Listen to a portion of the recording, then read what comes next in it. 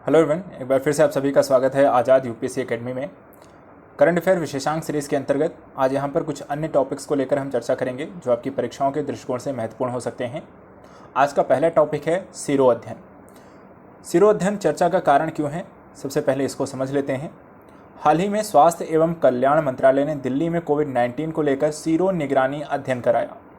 अध्ययन के परिणाम बताते हैं कि दिल्ली भर में औसतन IgD एंटीबॉडी का प्रसार 23.8% से 40% है। तो सीरो अध्ययन सबसे पहले समझ लीजिए कोविड-19 के निगरानी से संबंधित है और यहाँ पर ये जो अध्ययन है ये लोगों पर किया गया है, जिसके माध्यम से जो एंटीबॉडी है उसमें किस तरीके से प्रसार हुआ है, कितने % है, उसको यहाँ पर ये आंकड़े उससे रिलेट करते हैं। सीरो सर्वे का अर्थ क्या है उसको भी हम समझ लेते हैं। सीरो प्रिवलेंस सही में सीरोलॉजी ब्लड जांच का इस्तेमाल कर किसी आबादी या समुदाय में ऐसे लोगों की पहचान की जाती है जिसमें किसी संक्रामक के रोगी रोग के खिलाफ एंटीबॉडी विकसित करते हैं। तो सीरो का आपने मतलब यहाँ पे समझ लीजिए कि यदि जैसे कि वर्तमान समय में कोविड-19 से कोई ग्रसित हो जाता है, कोविड-19 से ग्रसित होने के बाद वो वापस ठीक हो जाता है, तो वहाँ पर उसकी बॉडी में उस पर्टिकुलर रोग के विरुद्ध जो होती है एक एंटीबॉडी विकसित होती है। तो वहाँ पर उसी की जांच यहाँ पर की गई, कितने % यहाँ पर सीरो बॉडी एंटीबॉडी लोगों में विकसित हुई है। सेकंड पॉइंट कहता है कि इसमें संक्रमण रोग के स्तर के साथ लोगों में प्रतिरक्षा तंत्र के विकास की भी जानकारी मिलती है कि आपका इम्यून सिस्टम कितना बेहतर हुआ है। नेक्स्ट, इसके साथ ही हमें हर्ड इम्यूनिटी जैसे नवीन सिद्धांत को भी जानने में मदद मिलती है। तो इस तरीके से यहाँ पर कितना बेहतर आपकी इम्यूनिटी सिस्टम कैसे बेहतर होती जा रही है उसको लेकर एक जानकारी मिलती है, क्योंकि यहाँ पर एक ठीक होने की जो दर है कोविड-19 से वो किस तरीके से भारतीयों में किसी प्रकार के रोगों से लड़ने की जो क्षमता है वो कितनी अच्छी है, और वो डिपेंड करता है कि आपकी इम्यून सिस्टम कितना है। अगर आपका इम्यून सिस्टम अच्छा है तो आप किसी प्रकार के संक्रामक रोगों से जल्दी बेहतर और तरीके से ठीक हो सकते हैं, अन्यथा की स्थिति में यहाँ पर समस्याएं अधिक हो सकती हैं। अन्य तथ्य क्या कहते हैं उनको भी देख लेते हैं।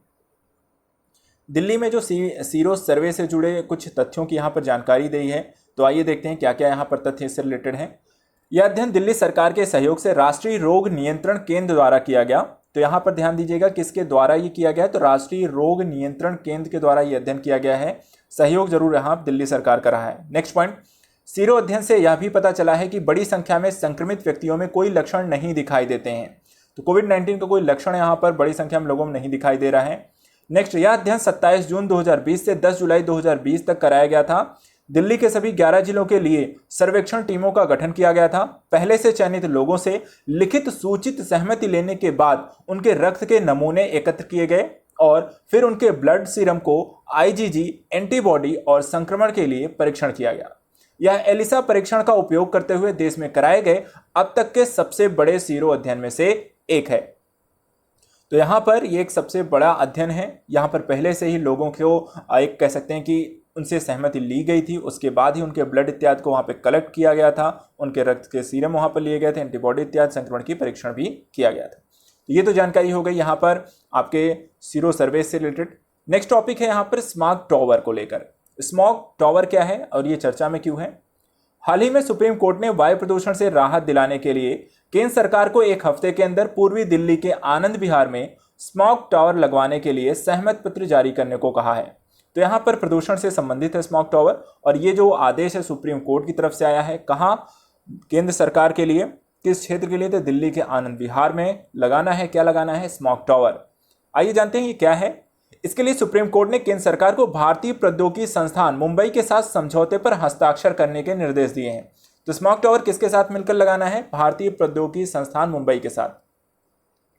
चलिए आगे और जानते हैं इसके बारे में।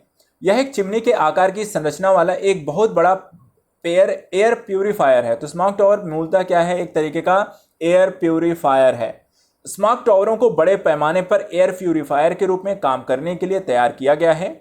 ऐसा अनुमान है कि लाजपत नगर में स्थापित स्मॉग टावर हर दिन में करीब 6 लाख क्यूबिक मीटर हवा को साफ करने में सक्षम है। यह हवा से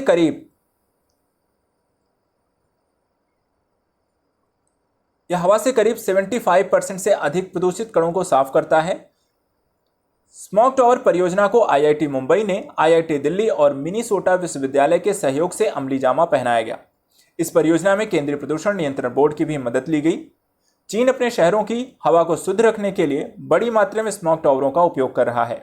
तो ऑलरेडी इससे पहले चीन में इसका प्रयोग किया जा रहा है, भारत में इसका प्रयोग ऑलरेडी यहाँ पर लाजपत नगर में किया जा रहा है और इसकी जो क्षमता बताई गई है 6 लाख क्यूबिक मीटर हवा को साफ करने में, और ये 75% से अधिक प्रदूषण कणों को हवा से साफ कर देता है, अर्थात हवा को शुद्ध करता है।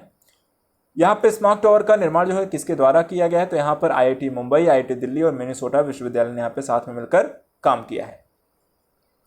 अन्य चीजें क्या है इसमें, इसका उपयोग क्या है, इसमें आमतौर पर एयर फिल्टर की कई परतें होती हैं जो हवा से प्रदूषकों को साफ करते हैं, तथा जब यह हवा इन फिल्टरों से होकर गुजरती है, टावर में लगाए गए फिल्टरों में मुख्य घटक के रूप में कार्बन नैनो फाइबर का उपयोग किया गया है, जिनका काम हवा से प्रदूषक कणों या पर्टिकुलेट मैटर को कम करना है।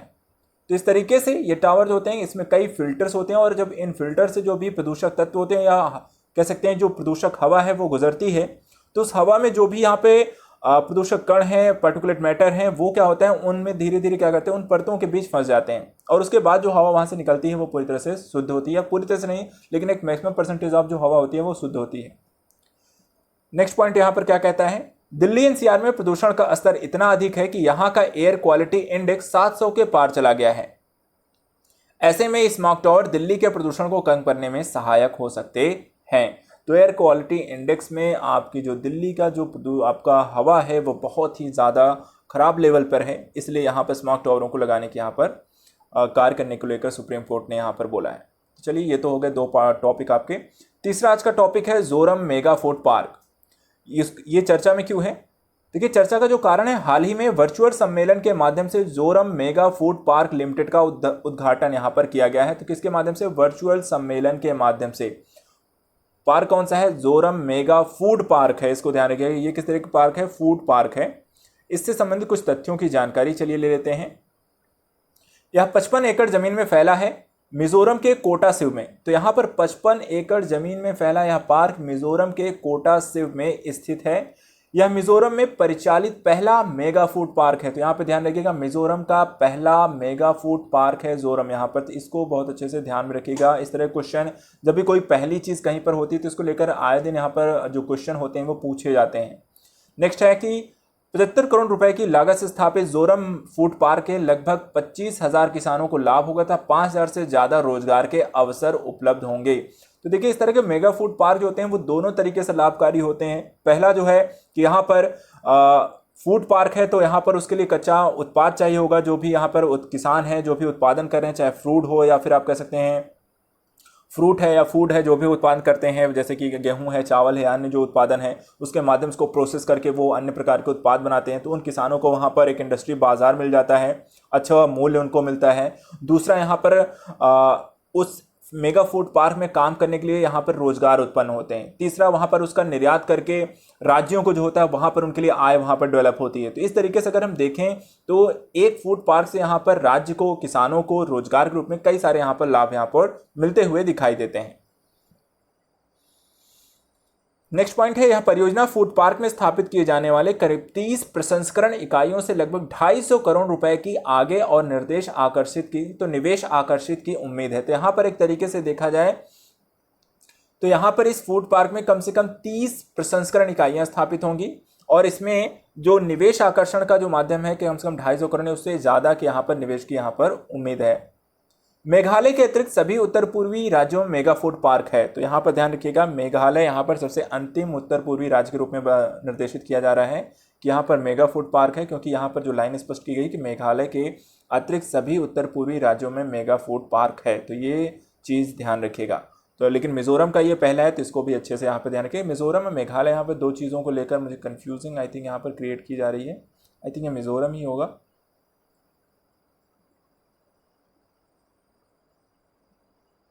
मिजोरम होगा आई थिंक। यहाँ पर मेघालय के अतिरिक्त सभी उत्तर पूर्वी, तो मेघालय एक राज्य है जहाँ पर अभी तक शायद मेगा फूड पार्क नहीं है, और अन्य सभी राज्यों में अब तक हो चुका है। तो मेघालय एक ऐसा शेष राज्य है जहाँ पर मेगा फूड पार्क अभी नहीं है, तो इसको ध्यान रखिएगा। नेक्स्ट है, ये योजना क्या है, यह उद्योग मंत्रालय की ओर से प्रधानमंत्री किसान संपदा योजना के तहत तैयार किए जा रहे हैं। इसका कार्यान्वयन एक विशेष प्रयोजन द्वारा किया जाता है। कंपनी अधिनियम के अंतर्गत एक पंजीकृत कॉर्पोरेट निकाय होते हैं। ये किसी फूड पार्क के लिए कम से कम 50 एकड़ भूमि होनी चाहिए। इसे स्थापित करने के लिए सरकार 50 करोड़ रुपए तक की राशि उपलब्ध कराती है। तो पहली चीज यहाँ पर ये जो मेगा फूड पार्क होते हैं ये पंजीकृत कारपोरेट निकाय हैं, जो कंपनी अधिनियम के अंतर्गत यहाँ पर इनको कह सकते पंजीकृत किया जाता है। और किसी भी फूड पार्क को स्थापित करने के लिए कम से कम आपके पास 50 एकड़ जमीन आपको उपलब्ध होनी चाहिए। सरकार यहाँ पर आपकी हेल्प करती है और इस हेल्प करने के संदर्भ में 50 करोड़ रुपए की राशि वो स्वयं आपको देती है। तो यहाँ पर ये काफी पॉइंट यहाँ पर हमने देख लिया। इसके बाद हिमालय एवं उत्तर पूर्वी राज्यों में भूमि लागत के अतिरिक्त कुल लागत राशि का 75% केंद्र सरकार द्वारा वहन किया जाता है। तो यहाँ पर देखिए, क्योंकि ये विशेष जोन होते हैं, विशेष क्षेत्र वाले राज्य हैं, आपके स्पेशल कैटेगरी स्टेट होते हैं, तो इसलिए यहाँ पर केंद्र सरकार के द्वारा अन्य राज्यों की अपेक्षा ज़्यादा इन्वेस्टमेंट यहाँ पर इन राज्यों को दिया जाता है। तो केंद्र कर्ज की तरफ से यहाँ पर सहायता जो होती है, बड़ी राहत मिलती है।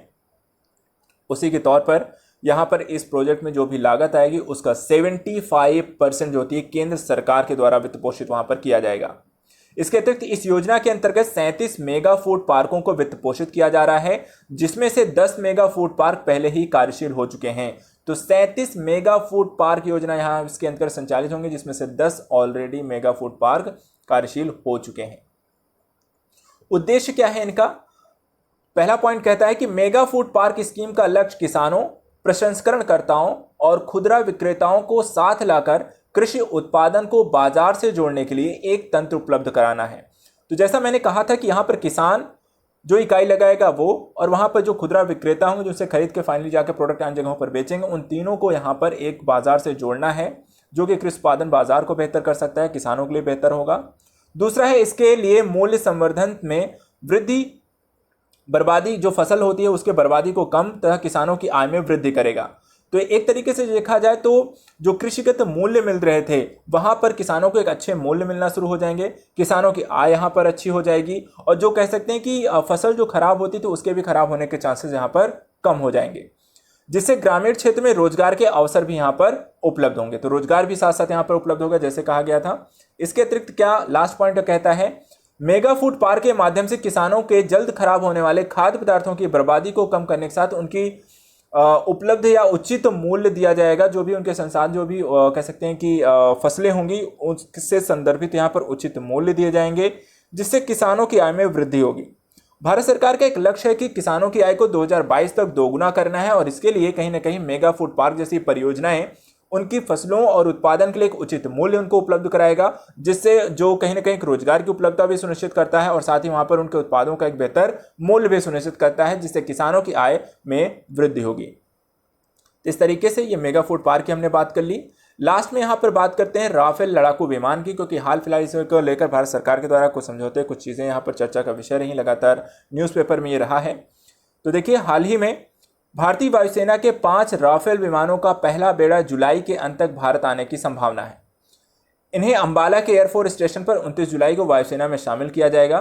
तो यहाँ पर ध्यान रखिएगा, राफेल विमान जो आपको फ्रांस से मिला था, जिससे संबंधित कुछ तथ्यों की जानकारी ले लेते हैं। राफेल विमान फ्रांस की विमान कंपनी दसॉल्ट एविएशन के द्वारा बनाया गया 2 इंजन वाला लड़ाकू विमान है। तो बनाया किसके द्वारा गया था? फ्रांस की कंपनी है राफेल, बेसिकली विमान जो है वो फ्रांस का है, और कंपनी जो है दसॉल्ट एविएशन है। इंजन इसमें 2 इंजन प्रयोग हुए रहे हैं। इसके अतिरिक्त राफेल को 2004 में फ्रेंच नौसेना और 2006 में फ्रेंच वायुसेना में शामिल किया गया।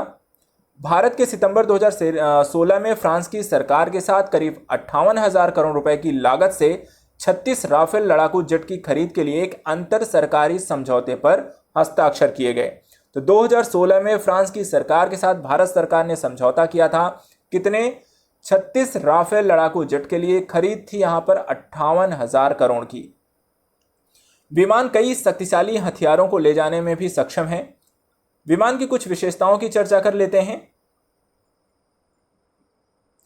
राफेल विमान मल्टी रोल फाइटर एयरक्राफ्ट है। मल्टी रोल फाइटर एयरक्राफ्ट है। यह आकार में भारतीय वायुसेना के सुखोई, यहां मुखोई गलत लिखा हुआ है, सुखोई विमान से छोटा है, जिससे इसे इस्तेमाल करना अपेक्षाकृत आसान है। इसकी ईंधन क्षमता 17,000 किलोग्राम है। तो यहाँ पर किग्राम लिखा हुआ है, किलोग्राम होगा, और यह 1 मिनट में 60,000 फुट की ऊंचाई तक जा सकता है। तो यहाँ पर वेट दिया हुआ है, और 1 मिनट में 60,000 फुट की ऊंचाई तक जा सकता है। और आपकी जो सुखोई विमान जो भारत सरकार द्वारा यूज़ किए जाते हैं, भारतीय वायुसेना द्वारा यूज़ की जाती है, उससे ये छोटा है। इसके अतिरिक्त राफेल जमीन और समुद्री हमलों, टोली और उच्च सटीक हमलों, परमाणु हमलों की रोकथाम सहित लघु एवं लंबी दूरी के मिशनों की एक विस्तृत श्रृंखला को पूरा करने में सक्षम है। कहने का मतलब राफेल जो होता है जमीन से भी हमला कर सकता है, समुद्र से कर सकता है, यहाँ पर पनडुब्बियों से कर सकता है, उच्च सटीक हमलों को, परमाणु हमले की रोकथाम कर सकता है, चाहे वो लघु दूरी की हो, लंबी दूरी की हो, तो सभी प्रकार की चीजों में को करने में ये सक्षम है। यह एक रूप मिसाइल से लैस है जो हवा से जमीन पर 600 किलोमीटर तक निशाना साध सकती है। तो यहां पर ऐसी मिसाइल का प्रयोग किया जा रहा है जो कि 600 किलोमीटर तक का मिसाइल को साध सकती है। राफेल की जो मारक क्षमता है वो 3700 किलोमीटर तक की है। कितनी है? 3700 किलोमीटर तक की है। और इसका जो रेंज है वो 300 किलोमीटर की है। तो इसका रेंज 300 किलोमीटर की है, मारक क्षमता 3700 किलोमीटर है। इसके अतिरिक्त यह लड़ाकू विमान 24,500 किलो तक का वजन ले जाने में सक्षम है। यह 60 घंटे की अतिरिक्त उड़ान भर सकता है। तो वजन कितना है? 24,500 किलो तक का वजन ले जाने में सक्षम है। 60 घंटे की अतिरिक्त उड़ान भर सकता है। यह हवा की गति से उड़ सकता है। 2223 किलोमीटर प्रति घंटा की रफ्तार से उड़ान भर सकते हैं। तो स्पीड यहाँ पर भी बताई गई है, 2223 किलोमीटर प्रति घंटा की यहाँ पर आपकी इसकी स्पीड है। तो इस तरीके से अगर हम देखा जाए तो यहाँ पर राफेल कई तरीके से सक्षम है, चाहे वो मिसाइलों के संदर्भ में, चाहे वो उसके ट्रैवल करने के संदर्भ में, चाहे उसकी क्षमता के लिहाज से, चाहे सस्ता और कह सकते हैं छोटा होने के हिसाब से, कई तरीके से यहाँ डबल इंजन लड़ाकू विमान है। तो यहाँ पर देखिए भारत के संदर्भ में अगर हम इसकी चर्चा करें तो चाइना के साथ हमारे जो संबंध हैं वो बहुत अच्छे हाल फिलहाल नहीं दिखाई देते हैं। और इसके संदर्भ में भारत अपनी वायुसेना के मजबूत बनाने के लिए यहाँ पर राफेल जो विमान है वो उसको एक बेहतर कह सकते हैं कि आयाम दे सकता है, सुरक्षा अपनी मजबूत बना सकता है और अपनी मारक क्षमता को भी बेहतर कर सकता है। तो इस तरीके से अपनी भौगोलिक सीमाओं की सुरक्षा के लिए भारत सरकार के द्वारा यहाँ पर राफेल विमानों को खरीदा जाना और उसको यहाँ पर 36 लड़ाकू विमानों के बनने के साथ साथ यहाँ पर कुछ लड़ाकू विमानों के भारत में ही निर्माण करने की भी बात हुई है। तो इस तरीके से हमने आज यहाँ पर करंट के टॉपिक की चर्चा कर ली है। 4 टॉपिक को लेकर हमने यहाँ पर चर्चा की है, कुछ फूड पार्क, राफेल को लेकर, साथ ही जोरम स्मॉक टावर को लेकर, और यहाँ पर जो भी ये करंट के टॉपिक आपको पढ़ाए जा रहे हैं वो आपके एग्ज़ाम के लिए काफ़ी इंपॉर्टेंट हो सकते हैं, ये एग्ज़ाम में पूछे जा सकते हैं, इसलिए आप अच्छे से इन्हें रिवीजन कर लिया करें। तो आज के लिए यहाँ पर इतना ही रखेंगे। अपना ख्याल रखिएगा, अपना ख्याल स्वस्थ रहिए, पढ़ाई करते रहिए। बाकी जो भी समस्याएँ हैं, जो भी कमेंट अपने आप पूछ सकते हैं। Thank you so much.